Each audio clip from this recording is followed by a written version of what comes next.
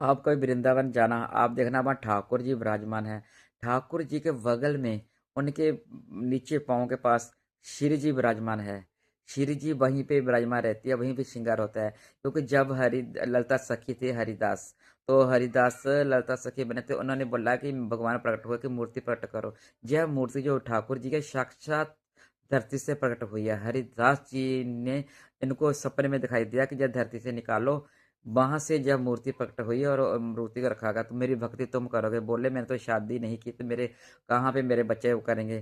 कहते नहीं, मेरे मैं तो तुम्हारे हाथों से जा करवानी हो। फिर उन्होंने सोचा हरिदास जी ने कि मेरे भाई की बच्चियां वो कर लेंगे, उनके घर में जूठ मीठ चलती है। उन्होंने अपने भाई से बात की कि ठाकुर जी कहते क्या मेरे घर तो जूठ मीठ चलती है, जब ये ठाकुर जूठ मीठ सह सकते तो फिर मेरे परिवार सेवा कर लेगा, उनके भाई से हरिदास के। तो फिर ठाकुर जी बोले कोई बात नहीं, मुझे जूठ मीठ पसंद था, पर मैंने सेवा आपके वंश से ही करानी है। हरिदास जी के वंश से ही सेवा करवाई उन्होंने। फिर बोला राधा रानी, कहते मैं राधा रानी को तो रख नहीं सकता। और उनके भाई बोले मैं इतना श्रृंगार नहीं कर सकता, राधा रानी का श्रृंगार ही बहुत है। ठाकुर जी का इतना श्रृंगार है तो राधा रानी का कितना श्रृंगार होगा। तो मैं राधा रानी का श्रृंगार कहाँ से करूंगा, ठाकुर जी का कहाँ कर सकता हूँ। तो फिर ठाकुर जी बोले, प्रेम भक्त थे, भक्तों के बस में थे भगवान। ठाकुर जी बोले कोई बात नहीं, मैं छोटा सा राधा का रूप मैं अपने अपने अंदर ही संभालूंगा। थोड़ा छोटा सा रूप होगा, वो श्रृंगार कम करना पड़ेगा।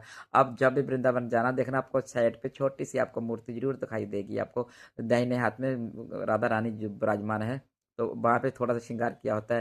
तो ठाकुर के अंदर ही राधा रानी को विराजमान कर दिया। और बस में थोड़ा साइड पे उनका रखा है, वहां पे भी उनको हाथ चढ़ाया होता है। आप कभी भी जाना उनके तरफ जरूर देखना, आपको जरूर दिखाई देंगे। ठाकुर जी के बाएं हाथ में जरूर राधा रानी दिखाई देगी आपको। तो जरूर देखना आप।